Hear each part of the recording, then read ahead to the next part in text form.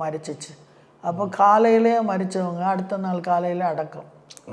நான் இந்த பகலும் நைட்டும் ஒரே வேதனை, கஷ்டப்பட்டுட்டு ஆண்டவரை குற்றம் சொல்லலை, அவரெல்லாம் நல்லதல்லாத ஒன்றும் தீயது செய்யலை. ஆண்டவரே நாள் தாங்க முடியலைன்னு சொல்லி ஜெபிச்சுட்டே இருக்கு. அவருக்கு ஸ்டண்டு வச்சிருந்துச்சு. சரி சரி. 10 வருஷம் முடிஞ்சிருச்சு. ஓகே. எனக்கு பேஸ் மேக்கர் வச்சிருந்து 10 வருஷம் முடிஞ்சிருச்சு.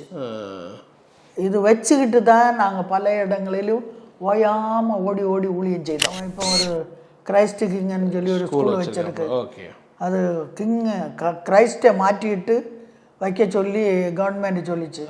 கிரைஸ்ட் இல்லைன்னா எனக்கு ஒரு ஸ்கூலே வேண்டான்னு சொல்லி அப்படி ஆண்டவர் இருக்கிறதுனால கிரைஸ்ட் கிங்கு தான். இந்த பில்டிங் வந்து ஒரு 98 ஆரம்பிச்சிங்க.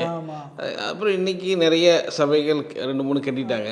உங்களுக்கு அதில் ஏதாவது கொஞ்சம் வருத்திருக்காங்க, நம்ம இவ்வளோ ஃபினிஷ் பண்ணாமல் விட்டுட்டுமே அப்படி ஏதாவது ஒரு ஃபீல் இருக்கு? எனக்கு அந்த வேதனை பயங்கரமான வேதனை. அடுத்த நாளே பட்டு போயிடுச்சு. ஓ அப்படியா? ஓ நல்லா இருந்த மரம் நல்ல மரம், பக்கத்தில் நிற்கிற மரம் எல்லாம் அந்த இலையோட நிற்குது. அடுத்த நாள் தேவ பிரசன்ன இறங்கி எப்படி தோலை உரிச்சு எப்படி கடல்ல போடணும்னு இருந்துச்சு. அங்கே வீட்டில் பிரேயர் நடந்துகிட்டே இருந்துச்சு. அதில் தோலை உரிச்சு கடல்ல போடணும்னு நினைச்ச இடத்துல வெளிநாடுகளில் போகும்போது எங்களுடைய பாஸ்போர்ட் தொலைஞ்சிச்சு, எல்லாமே முடிஞ்சிச்சு. ஜெர்மனியில் ஊழியத்துக்கு போனோம். உங்களுடைய Eden TV Bible review channel only YouTube பிளாட்ஃபார்மில் மட்டும் கிடையாது, இன்னும் நிறைய விதமான சோசியல் மீடியா பிளாட்ஃபார்மில் இப்போ புதுசாக நம்ம ஜாயின் பண்ணியிருக்கோம். ஸோ ஃபஸ்ட்டு வந்து பார்த்தீங்கன்னா ஸ்பாட்டிஃபைல வந்து பார்த்தீங்கன்னா நம்ம ஆடியோவை அப்லோட் பண்ணுறோம். நீங்கள் ட்ராவல் பண்ணும்போது அழகாக நான் ஸ்டாப்பாக கேட்டுக்கிட்டே போகலாம். ஸோ அதே போல் வாட்ஸ்அப் சேனல். ஸோ இந்த வாட்ஸ்அப் சேனலில் நிறைய ஃபோட்டோஸ், பைபிள் வேர்ட்ஸ், நிறைய ஷார்ட்ஸ், வீடியோஸ்லாம் அப்லோட் பண்ணுறோம். ஸோ அதே போல் இன்ஸ்டாகிராம், ஃபேஸ்புக் ரெண்டுலேயுமே ஷார்ட்ஸ் அண்ட் ரீல்ஸ்லாம் வந்து நம்ம பண்ணிக்கிட்டே இருக்கோம். நிறைய ஃபோட்டோஸ் நம்ம அப்லோட் பண்ணிகிட்டே இருக்கோம். ஸோ யூடியூப்பில் வரக்கூடிய நிறைய மிஸ் பண்ண இதெல்லாம் வந்து இந்த சோசியல் மீடியா பிளாட்ஃபார்மில் நம்ம கொண்டு வந்துகிட்டே இருக்கோம். ஸோ இந்த சோசியல் மீடியா பிளாட்ஃபார்மில் நீங்கள் ஃபாலோ பண்ணணும் அப்படின்னா கீழே இருக்க வீடியோ டிஸ்கிரிப்ஷனில் ஒவ்வொரு சேனலுக்கான லிங்க் கொடுத்துருப்போம். அது மூலமாக நீங்கள் ஃபாலோ பண்ணிக்கலாம். ஸோ அதே போல் ஒவ்வொரு வீடியோ கீழே உள்ள கமெண்ட் செக்ஷனில் ஃபஸ்ட்டு நம்ம கமெண்ட்டாக பின் பண்ணியிருப்போம். அந்த வீடியோ லிங்க் மூலமாகவும் நீங்கள் ஃபாலோ பண்ணிக்கலாம். சர்வதேச தமிழ் போதகர்களுடைய பிள்ளைகள் மாநாடு, international Tamil pastors children conference, எல்லா தேசங்களில் இருந்தும் தமிழ் பாஸ்டர்களுடைய பிள்ளைகள் ஒன்று சேருகிறார்கள் மலேசியாவில். பிப்ரவரி மாதம் 17ஆம் தேதியிலிருந்து 20ஆம் தேதி வரைக்கும் 2026 இது நடக்க போகிறது. ஒரு பெரிதான ஆழமான முக்கியமான சத்தியங்களை அவர்கள் பெற்றுக்கொண்டு வாழ்க்கையே மறுரூபமாக போகிறது, அவங்க ஊழியமும் மறுரூபமாக போகிறது, அவருடைய குடும்ப வாழ்க்கை, அவருடைய எதிர்காலம் எல்லாமே மாற்றமடைய போகிறது. இந்த மாற்றத்துக்கு நீங்கள் தயாரா? உடனே பதிவு பண்ணுங்கள். கீழே உள்ள எண்ணுக்கு தொடர்பு கொள்ளுங்கள்.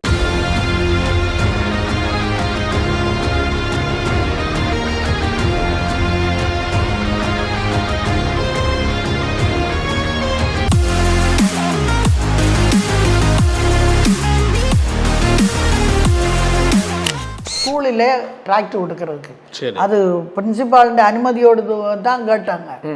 அப்படி பண்ணிட்டு கொடுத்துட்டே இருக்கும்போது எல்லாம் வந்து பயங்கரமான அடி. என் மகன் இந்த 2ஆவத்தவனை இந்த மரத்தினுடைய மூட்டில் போட்டு, இந்த மரம் அதனுடைய மூட்டில் போட்டு பயங்கர அடி. அவனை அடி இதுல வச்சு அடிச்சு, இந்த அடிச்சதான மரத்துக்கு மூட்டில் அவன் நிற்கும் போது அப்பா அடுத்த ஸ்கூல்ல போயிட்டு மகனை மூத்தவனாயிட்டு வந்துச்சு. என்ன நீங்க இப்படி ஒரு மாதிரியே நிக்கிறீங்க, அது உங்க மகனை அடிக்கிறாங்க, ஏன் நீங்க போகல, எங்களையும் கொன்றுவாங்க, அப்பா கொன்னுட்டாங்க என்று சொல்லி அப்பா ஓடினாங்க. ஓடி போனா அப்பாவை பிடிச்சி அப்பாவை அடிக்க தொடங்கிருச்சு. அந்த மரத்தினுடைய மூட்டில் போட்டு அடிக்க தொடங்கிடுச்சு. அதோட அடிச்சுட்டு அந்த இடத்துல இங்கிட்டு கொஞ்சம் மாறும்போது, இனி உங்கள் கூட உள்ளவங்க அந்த இடத்துல ஆட்டினுடைய தோல் உரிக்கிறது போல உங்கள் பிள்ளைகளை தோல் உரிக்கிறதுக்கு ட்ரை பண்ணுறாங்கன்னு உடனே இவங்க அங்கே ஓடினாங்க. அவங்களுடைய பிளானு தோல் உரித்து கயிறு கட்டி கல் கட்டி கடல் பக்கம் கடலில் எறியணும். அதுதான் அவங்களுடைய அந்த நோக்கம். அப்போ ஓடி போய் அப்பா கதவை சவிட்டி திறந்து உள்ளே போகும்போது ஒரு மகனை, அவன் இன்னைக்கு பாஸ்டராக இருக்கிறான், ஒரு அவனுக்கு அன்னைக்கு 16 வயசு தான். நான் ரெண்டு பேர் நின்று வலிக்குது. அப்பா போய் தயவு செய்து நீங்கள் அவனை கொள்ளாதீங்க, ஒன்றும் செய்யாதீங்க, இந்த சாக்கெட்டிலேருந்து அவனை பறிச்சு எடுக்கணும் கை, அப்படி பண்ணுறாங்க. அவனை விட்டுட்டு அப்பாவை பிடிச்சிச்சு. சட்டையில் பிடிச்சி நீதானே இதனுடைய லீடர்னு கேட்டுட்டு சவுட்டு, அடி வயிற்றில் சவுட்டு, அடி எல்லாம் கொடுத்து அப்பாவை கீழே போட்டுச்சு. இவங்க தண்ணி கொடுக்குறாங்க உயிர் போகாது இருக்கிறதுக்கு. அப்படி கஷ்டப்பட்டாங்க. அன்னைக்கு எங்கள் 2 பிள்ளைகளும் பள்ளிக்கூடத்து படிச்சுட்டு இருந்தவங்க, யூத்து விஷயத்தில் போய் படித்தவங்க, அவங்க முழங்கால் மடக்கி சொன்னாங்க, எங்களை தயவு செஞ்சு காலேஜில் அனுப்ப வேண்டாம், நாங்கள் ஊழியத்துக்காக ஒப்பு கொடுக்குறேங்க. அடுத்த நாள் தேவ பிரசன்ன இறங்கி அந்த மரம் பட்டே போயிருச்சு. இது கேட்ட உடனே அங்கேருந்து எங்களுக்கு போனில் வந்துச்சு, மரம் பட்டு போயிருச்சு, வந்து பாருங்க. நாங்கள் போனோம். போகும்போது அந்த நேரம் நானும் வர்றேன்னு சொல்லி நானும் கூட போனேன். அங்கே போனால் பட்டு நிற்குது. ஃபோட்டோ எடுத்துட்டோம். ஃபோட்டோ எடுத்துட்டு ஆண்டவர் கிருபையினால என்னுடைய இந்த இங்கே பிறந்ததானா மகள் அப்போ 11 வயசு, அந்த மேரி கிருஷ்ணினால். சரி, ஓகே. அவளோடு சேர்ந்து அங்கே உள்ள சில விசுவாசிகள் கிட்டத்தட்ட 11 பேருக்கு நாங்கள் ஞானஸ்நானம் எப்படி தோலை உரித்து எப்படி கடலில் போடணும்னு இருந்துச்சு. அங்கே வீட்டில் பிரேயர் நடந்துகிட்டே இருந்துச்சு. அதில் தோலை உரித்து கடலில் போடணும்னு நினச்ச இடத்துல 11 பேருக்கு, என் மகளோடு சேர்த்து 11 பேருக்கு ஞானஸ்நானம் கொடுத்துட்டாங்க. அதான் இன்னைக்கு அந்த சபை. பட் ஆனால் இந்த ராமேஸ்வரம் பக்கத்தில் நீங்கள் இவ்வளோ பண்ணீங்க, ஆனால் அந்த டைம்லலாம் இது வெளியே தெரிஞ்சதா? அந்த டைம் எல்லாத்துக்குமே இது ரீச் ஆச்சா? நீங்கள் இப்படி பண்ணிட்டு இருக்கீங்கன்னு தெரிஞ்சதா? ரீச் ஆச்சு. கேரளாவிலையும் அதுபோல் நார்த் இந்தியாவிலும் பல இடங்களில இப்போ நமக்கு சர்ச்சுகள் உண்டு. நாங்கள் ட்ரைனிங் பண்ணி அனுப்பினவங்க தான் அதிகம் பேர் சொல்லுவாங்க. அங்கே வந்து சர்ச்சுகளை கட்டுறாங்க. Okay okay okay okay.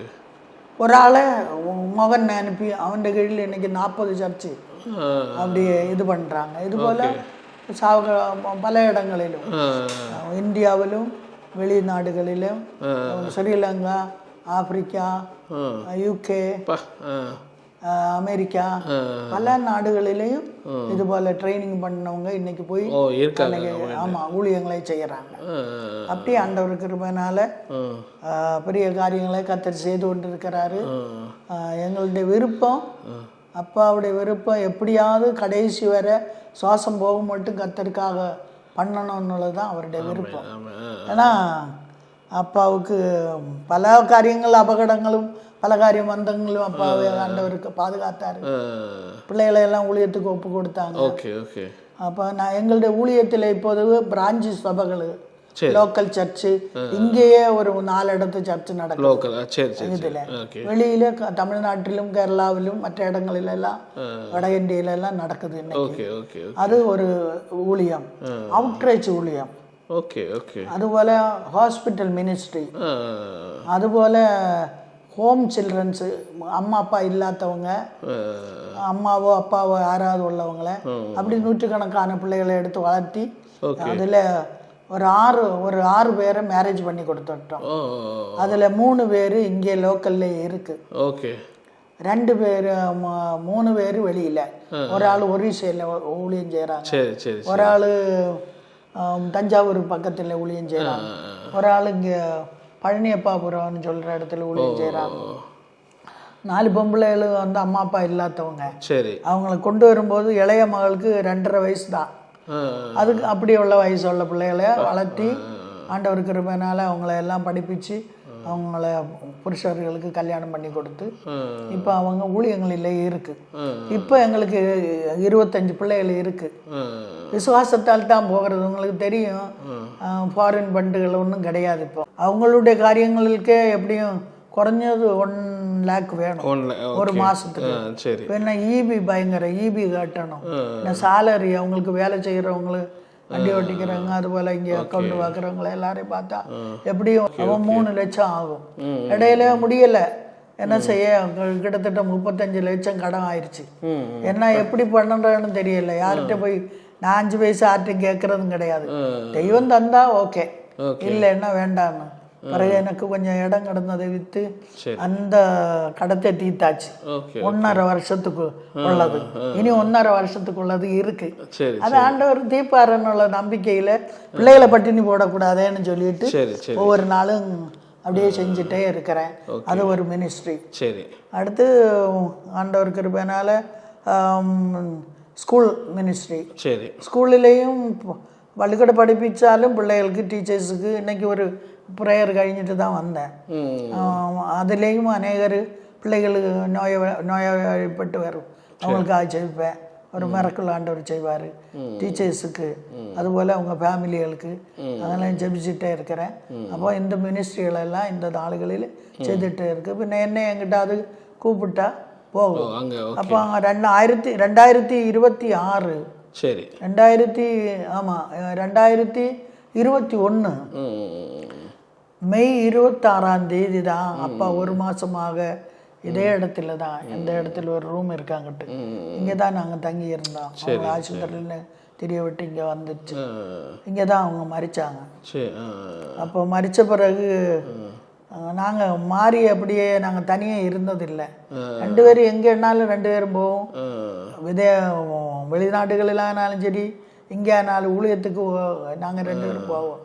வீட்டில் பிள்ளைகள் யாராவது சின்ன பிள்ளைகள் இருக்கும்போதே யாரையாவது வச்சுட்டு நாங்கள் போயிடுவோம். அப்படியே இருந்த அப்பாவுக்கு இப்படி இருக்கிறதுனால கொஞ்சம் ப்ரேயரில் கத்தரோடு ரொம்ப ஜெபிச்சுட்டே இருந்தோம்.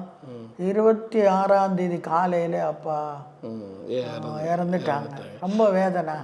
26ஆம் தேதி காலையில் ஒரு மாதிரியாக வர்ற போல தோணி அப்படியே சூடு, எனக்கு ஏசியை போடணும். அப்பாவுக்கு சளி இருந்ததுனால ஏசி போட முடியாது. ஆனால் அங்கே ஃபேன் வச்சிச்சு. கொஞ்ச நேரத்துக்குள்ளே கார்டியாக் அரெஸ்டா ஏதோ ஒன்று சொல்லிச்சு. அப்போ மறிச்சிச்சு. அப்போ காலையிலே மறித்தவங்க அடுத்த நாள் காலையில் அடக்கம். நான் இந்த பகலும் நைட்டு ஒரே வேதனை, கஷ்டப்பட்டுட்டு ஆண்டவரை குற்றம் சொல்லலை, அவரெல்லாம் நல்லதல்லாத ஒன்றும் தீயது செய்யலை. ஆண்டவரே என்னால் தாங்க முடியலைன்னு சொல்லி ஜெபிச்சுட்டே இருக்கிறேன். அடக்கத்துக்கு ஒரு 15 நிமிஷம் தான் இருக்கும். ஆண்டவர் என்னோட பேசுகிறாரு. சரோஜம், நான் உனக்கு ஆத்துமா மனவாள நான் கேட்டுச்சு. ஆமான்னு சொன்னேன்.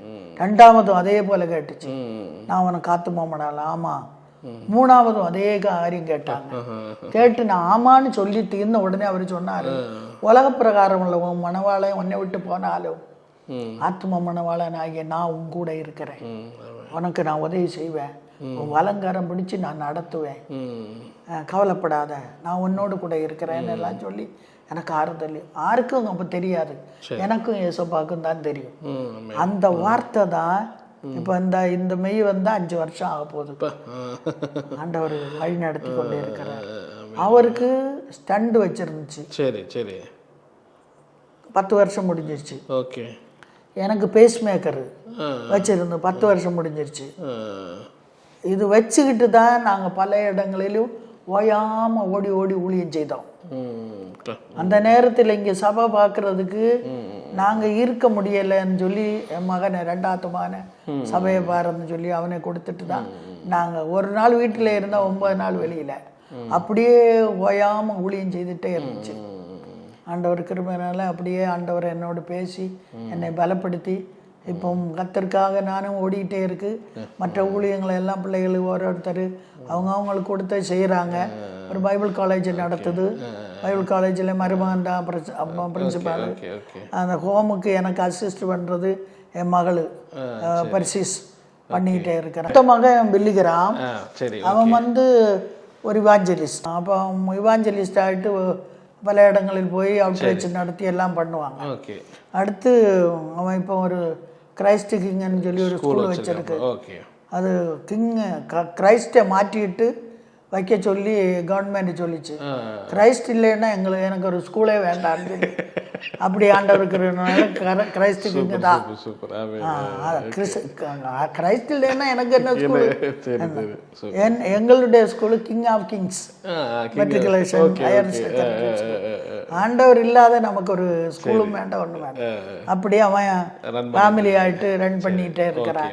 இன்னும் இடையில ஊழியத்துக்கு போவான், செமினார் நடத்துவான், அதெல்லாம் செய்ய. 2ஆவது மகன் இஸ்ராயல், அவன் சபை நடத்துகிறான்.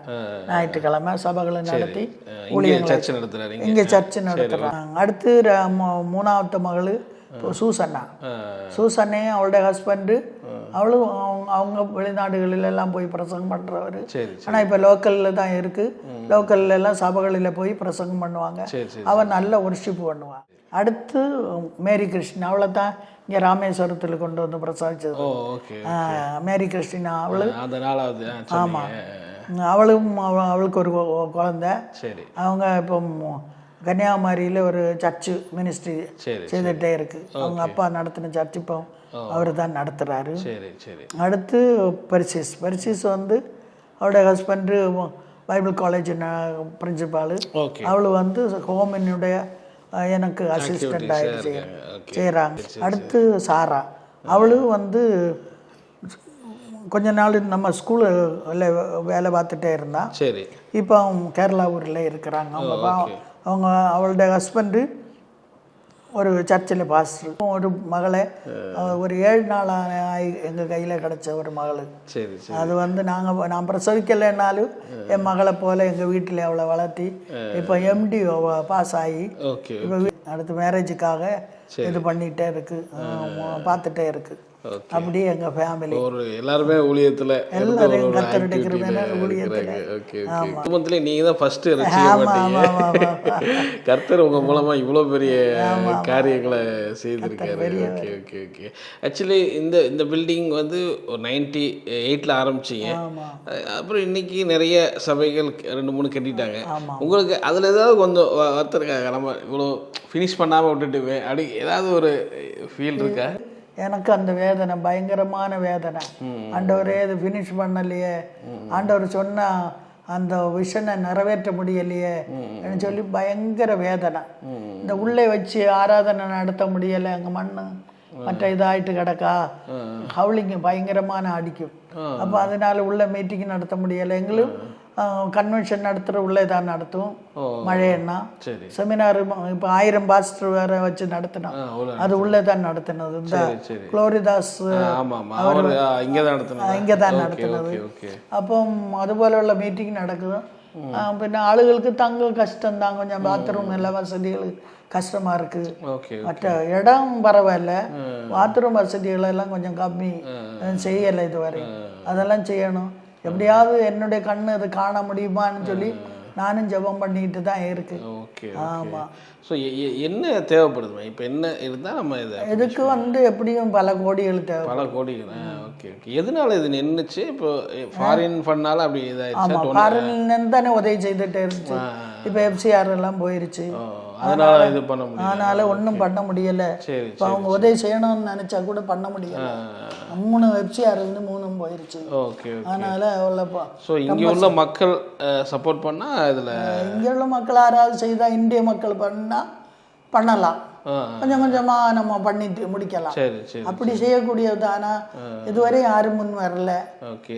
நம்ம இதை வச்சு தரிசனம் என்ன சொல்லுங்க. ஆண்டவருடைய தரிசனம் ஆயிரக்கணக்கான மக்களை இந்த இடத்துல ட்ரைனிங் பண்ணி தங்க வச்சு அப்படி சொல்லாமா, தங்க வச்சு ட்ரைனிங், அதுக்குள்ள தங்க வைக்கிறதுக்குள்ள வசதிகள் வாய்ப்புகள் எல்லாம் இருக்கு.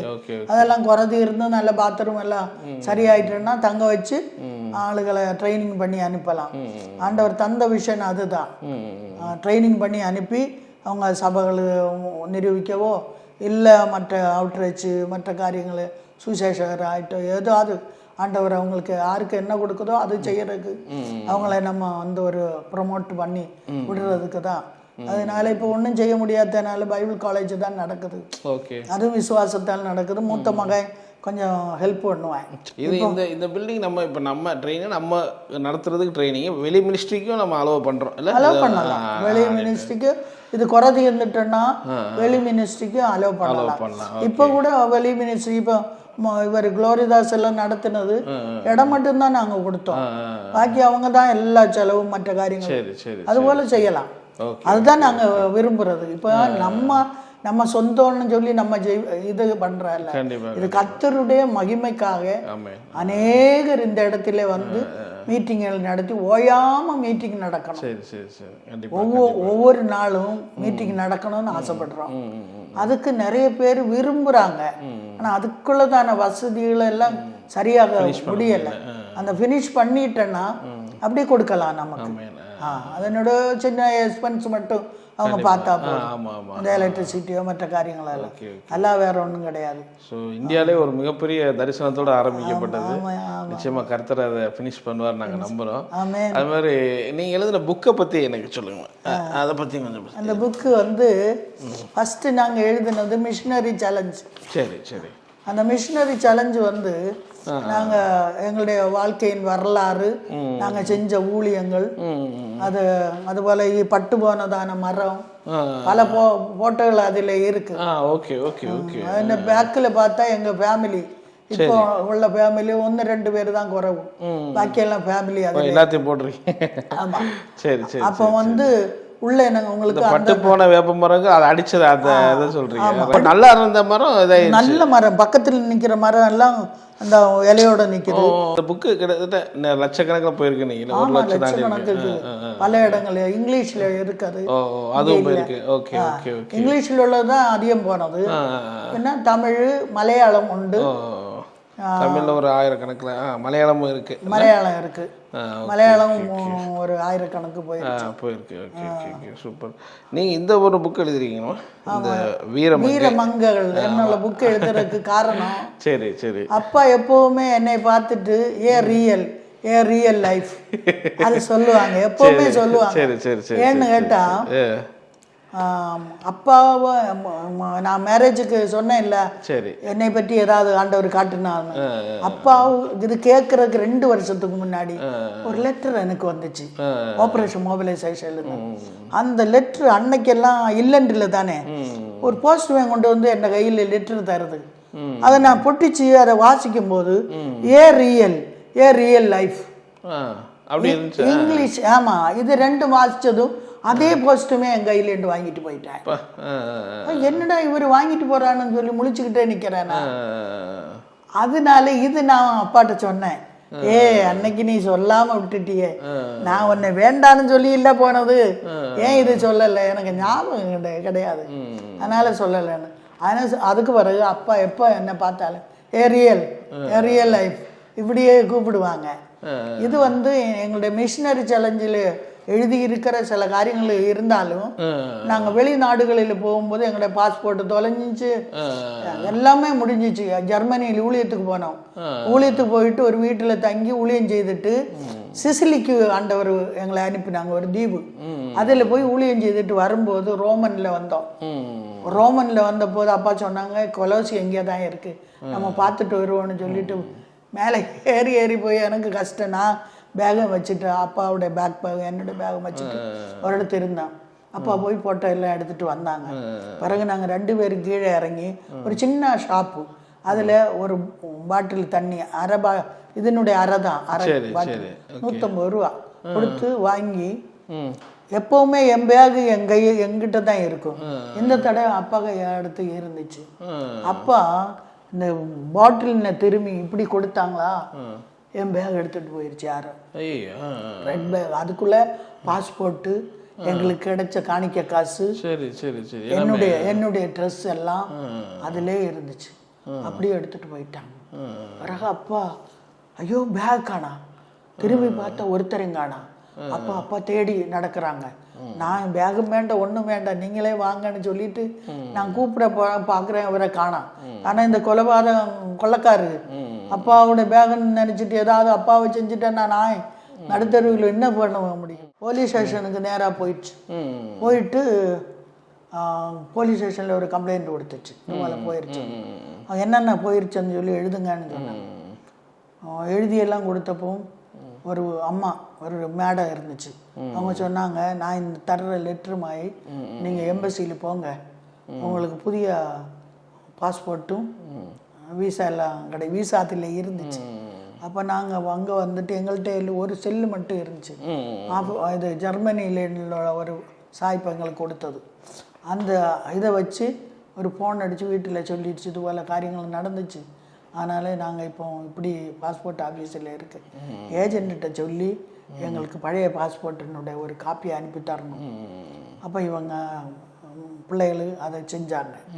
அப்படியே அதை அனுப்பி தந்து நாங்கள் வந்து ஆண்டவர் கிருபையினால ஒரு சில நாள் கொஞ்சம் காசு கஷ்டமாக இருந்துச்சு.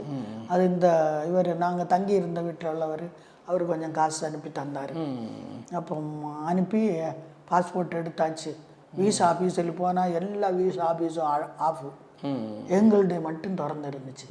போய் இந்த பாஸ்போர்ட்டை கொண்டு காட்டிய உடனே எங்களுக்கு வீசா அடித்து தந்தாங்க. அடுத்து டிக்கெட்டு எனக்கு ஆல்ரெடி இருந்துச்சு. அந்த டிக்கெட் வச்சு நாங்கள் எப்போ வரணுமோ அதே டேட்டில் திரும்ப இந்தியாவுக்கு வர ஆண்டவர் பேசிட்டார். அப்படி இந்த கதைகளை போல பிலிப்பியனில் போன காரியம், அந்த அது போல உள்ள சில நிறைய இருக்கு. அதெல்லாம் எழுதணும் சரோஜம் எழுதணும்னு சொல்லிட்டே இருந்தாங்க. நாங்கள் 2 பேரும் ஊழியத்துக்கு போறதுனால எனக்கு எழுத நேரம் கிடைக்கல. பிறகு அதுக்கு பிறகு அப்பா மரிச்ச பிறகு இந்த 2ஆவது மாடியில நின்றுக்கிட்டு நாங்க 2 பேரும் நடந்து போயிட்டே இருக்கு. மரிச்ச பிறகு ஒரு காட்சி காண்றேன். சரோஜா நீ அந்த ஒரு புக்கு எழுத சொன்னேன்ல, நீ எழுதலை, நீ எழுது, நான் ஆமுகத்தை நான் எழுதுறேன் அப்படின்னு சொன்னாங்க. அது சொன்ன உடனே நான் நினச்சேன், இனி இதே இடத்துல நான் 8 மாதம் இங்கேயே இருந்தேன். சரி, அப்பா அங்கிட்டு மறிச்சாங்க. வீட்டில் போக எனக்கு விருப்பம் இல்லை. அவங்களுக்கு இருக்கிற இடம் அது இதெல்லாம் பார்க்கும்போது ரொம்ப கஷ்டம்.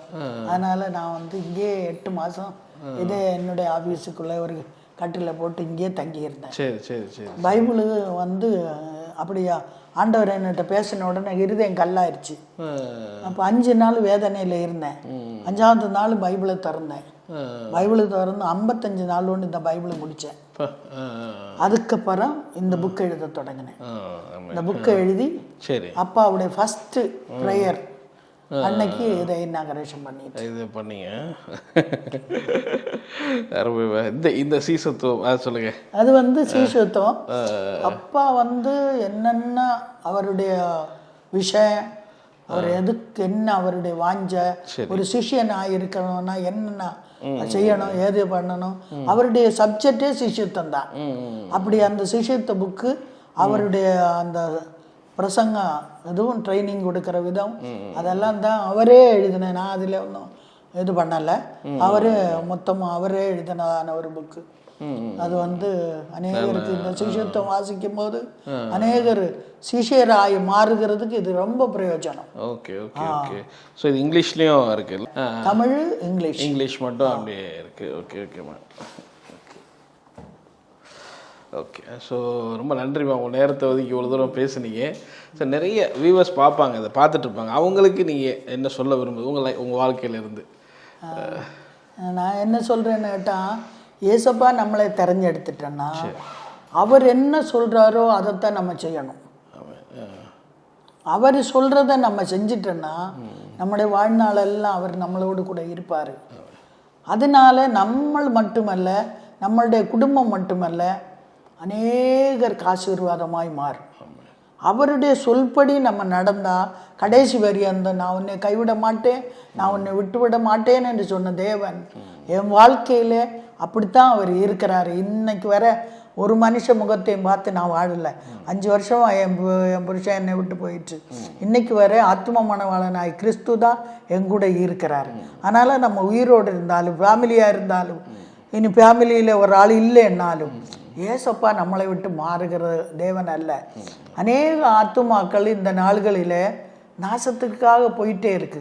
அவங்களை எப்படியாவது ஆண்டவருக்குள்ளே கொண்டு வர்றதுக்கு நம்ம வாழ்க்கையே தியாகம் பண்ணணும். இயேசு நமக்காக எப்படி கால்வரி குரூஸில் அவர் தியாகம் பண்ணினாரோ அதே போல் நம்மளும் நம்முடைய வாழ்க்கையே அதுக்காக அர்ப்பணம் செய்து. அதனால் என்னை கேட்குறதான பிரிய சோதாக்களே, நீங்கள் உங்களுடைய வாழ்க்கையில் ஏசப்பா முறையை பிடிச்சிக்கிறங்க. நீங்கள் மட்டுமல்ல, உங்கள் பிள்ளைகளுக்கும் அந்த மார்க்கத்தை நீங்கள் காட்டுங்க. பிள்ளைகளுக்கு மட்டுமல்ல, உங்களுடைய ஆவிக்குரிய சந்ததிகளுக்கும் அந்த காரியத்தை நம்ம ஒரு ரோல் மாடலாக இருக்கணும். ஒரு அச்சு முறுக்கு எப்படி உண்டாக்குறோம் அது அதுபோல் இருக்கணும். அதில் ஒரு பகுதி கூட நம்ம உடஞ்சி போகக்கூடாது. எந்த இடத்திலும் நம்ம ஏசப்பாவுக்காக உண்மையோடு உத்தமத்தோடு நின்றுட்டோன்னா கர்த்தர் யாருக்கும் கடக்காரல அல்ல. நாங்கள் 5 ரூபாய் கொண்டு இந்த தீவில் வந்தது. ஆனால் ஆண்டவர் கிருபையினால இன்னைக்கு ஆண்டவர் பெரிய ஒரு 30 ஏக்கர் இடம் தந்திருக்கு. இந்த பெரிய பில்டிங்கை ஆண்டவர் தந்திருக்கிறாரு. எங்களுக்கு சொந்தமாக வாடகைக்கு தான் 10 வருஷம் இருந்தோம். இன்னைக்கு சொந்தமாக தங்குறதுக்கு ஒரு வீடு தந்திருக்கு. எங்கள் பிள்ளைகளை எல்லாம் ஆண்டவர் உயர்த்தி வச்சிருக்கிறாரு. அன்னைக்கு பட்டினி இருந்த பிள்ளைகள் எல்லாம் இன்னைக்கு நல்ல வசதி வாய்ப்பில் அவங்க இருக்கிறாங்க. எங்களை பல நாடுகளிலே ஆண்டவர் கொண்டு போனாங்க. குறைந்ததும் நாங்கள் இருந்து ஒரு நாள் பார்த்தா 15 நாடுகளில் நானும் என் புருஷனுமாக போயிருக்கிறாங்க. என் பிள்ளைகளும் வருஷத்தில் ஒரு தடவை, இந்த கொரோனாக்கு முன்னாடி ஒரு வருஷத்தில் 2 தடவை, ஒரு தடவை அமெரிக்கா இங்கிலாந்து எல்லாம் போயிட்டு வந்துடும். இப்போ இந்த கொரோனாக்கு பிறகு தான் அது போக கஷ்டம். ஆனால் இப்போவும் போகிறாங்க. இன்னைக்கு கூட ஒரு மனுஷன் ஒரு மகன் நடாத்தம் போயிட்டு வர்றேன். அப்படியே ஆண்டவருக்கு கிருபையினால கர்த்தர் யாருக்கும் கடக்காரல்ல. நம்ம ஆண்டவருக்கா உண்மையோடு உத்தமத்தோடு, பொய் இருக்கக்கூடாது, களவு இருக்கக்கூடாது, பொய்யும் புரட்டும் கவட வேஷம் இருக்கக்கூடாது. நேரோடு நடக்கிறவங்களுக்கு, உத்தமமாய் நடக்கிறவங்களுக்கு ஒரு நன்மை முடக்க மாட்டாருன்னு சொன்னார் அந்த ஏசப்பா. அவர் சொன்ன வார்த்தையை அப்படியே காப்பாற்றுறவர். அதனால உண்மையோடு உத்தமத்தோடு நம்ம வாழ்வோம், கர்த்தருக்காக ஊழியம் செய்வோம். கர்த்தருக்காக ஊழியம் செய்கிறவள பாக்கியம் வேற எதுவும் கிடையாது. அது கஷ்டமானாலும் அந்த கஷ்டம் இதுபோல் மற்றவருக்கு அனுபவிக்கக்கூடியதான பாக்கியம் இல்லையே, நமக்கு அதை அனுபவிக்கக்கூடிய பாக்கியம் கிடைச்சிச்சே என்னை நான் சந்தோஷப்படுறேன். என் புருஷனுக்கெல்லாம் அடி வாங்கும்போதெல்லாம் நான் அவர் 14 தடவை அடித்து சாகக்கூடிய நேரம் வந்துட்டு கூட நான் கவலைப்படலை. ஏசப்பாவுக்காகத்தானே அவர் அடி வாங்குறார். அதனால் அவருடைய பேரே ஜீவிக்கிற ரத்த சாட்சி, அப்படி பேர் எடுத்திருக்கிறாரு. அதனால பிள்ளைகள் அடி வாங்கினாங்க, அதெல்லாம் எனக்கு ரொம்ப சந்தோஷம். கூட ஊழியம் செய்கிறவங்க தெருக்கோணுகளில் எல்லாம் அடி வாங்கினாங்க, நிறைய அடி வாங்கினாங்க. அடி வாங்கினவங்களெல்லாம் இன்னைக்கு ஊழியத்துக்காக பலத்தோடு நிற்கிறாங்க. அதனால எனக்கு ஒன்று சொல்ல வேண்டியதாக இருக்கிறது, நீங்களும் உங்கள் பிள்ளைகளும் நீங்கள் உழைக்கிறதான ஆத்துமாக்களை கர்த்தருடைய நாமத்திற்காக, அவருடைய ஊழியம் செய்கிறதுக்காக நீங்கள் அவங்கள பயன்படுத்த வேண்டாம். ஆயிரக்கணக்கான மக்களே நம்ம ஆண்டவருக்காக நேடி எடுக்க முடியும். கர்த்தர் வரும்போது நம்ம ஒரு கூட்ட ஆத்துமாக்களை கொண்டு அவருடைய சமூகத்தை நம்ம போக முடியும். அதான் நம்ம வாழ்க்கையில் பெரிய ஆசீர்வாதம். உலகத்தில் காணக்கூடியதெல்லாம் உலகத்தோடு நிற்கும். ஒரு ஆத்துமாவினுடைய விலை சர்வ உலகத்துக்காலும் விலைபிடிப்பானதுனால ஆத்துமாக்களை எவ்வளோத்துக்கு எவ்வளோ ஆதாயப்படுத்த முடியுமோ அந்த அளவுக்கு ஆதாயப்படுத்துங்க. அதுக்காக நீங்கள் உங்களுடைய உழைப்பு, உங்களுடைய பணம், உங்களுடைய நேரம், உங்களுடைய தியாகம் எல்லாம் அதுக்காக நீங்கள் செலவழித்து பாருங்கள். அந்த நிச்சேபம் சொர்க்கத்தில் இருக்கும். இங்கே நிச்சயிக்கிறதெல்லாம் கள்ளங்கருவாய் துரும்பரிக்கும் எல்லாம் போயிடும். அங்கே அப்படி இல்லை, அந்த நிச்சயம் அங்கே இருக்கும். அதனால் அந்த பாக்கிய பதவிக்காக நம்ம எல்லாரும் அங்கே கடந்து செல்ல ஆண்டவர் உதவி செய்யட்டும்னு ஜபத்தோடு நான் இந்த இடத்துல நிறுத்துறேன். கர்த்தர் உங்களை ஆசீர்வதிப்பதாக. வெளிப்படையாக பேசுனீங்க, நிறைய பேருக்கு அது விசுவாசத்தை கொண்டு வர நம்புகிறோம். ஸோ நாங்கள் தொடர்ந்து இந்த பில்டிங்காக ஜெபிக்கிறோம். ஃபினிஷ் ஆகி சீக்கிரத்திலே நீங்கள் இதை பார்த்து நீங்கள் ஓப்பன் பண்ணணும். ஆமென் ஆமென் ஆமென். ரொம்ப தேங்க்ஸ். ஹல்லேலூயா. பிரத்யேகிச்சு இந்த ஈடன் டிவிக்காக நான் ரொம்ப நன்றி சொல்கிறேன். ஒரு ஆத்மா பாரத்தோடு செய்கிறதான இந்த ஊழியத்தை கர்த்தர் ஆசீர்வதிக்கட்டும். அநேகருக்கு பிரயோஜனகரமாய் அவங்களை பயன்படுத்தும்படியாக நானும் ஜெபிக்கிறேன். கர்த்தர் தாமே கூட இருந்து வழி நடத்துகிறேன். தேங்க்யூ. டிவி பைபிள் ரிவ்யூ சேனலில் உங்களுடைய சாட்சிகளையும் ஊழிய அனுபவங்களையும் பகிர்ந்து கொள்ள விரும்புனீங்கன்னு சொன்னால் எங்களுடைய வாட்ஸ்அப் நம்பர் கான்டெக்ட் பண்ணுங்கள். அது மட்டும் இல்லாமல் நீங்கள் ஃபாரினில் இருக்கீங்க அப்படின்னா உங்களை ஜூம் ரெக்கார்டிங் எடுக்கிறதுக்கும் நாங்கள் ரெடியாக இருக்கோம். ஸோ நீங்களும் எங்களை கான்டெக்ட் பண்ணலாம். உங்களுடைய வாட்ஸ்அப் நம்பர் 8428196238. இந்த வாட்ஸ்அப் நம்பருக்கு உங்கள் டீட்டெயில்ஸ்லாம் அனுப்புங்க. நிச்சயமாக உங்களுடைய அனுபவங்கள் பலருக்கும் விசுவாசத்தையும் பக்தி விருத்தியும் தூண்டுங்கிறத சந்தேகம் கிடையாது.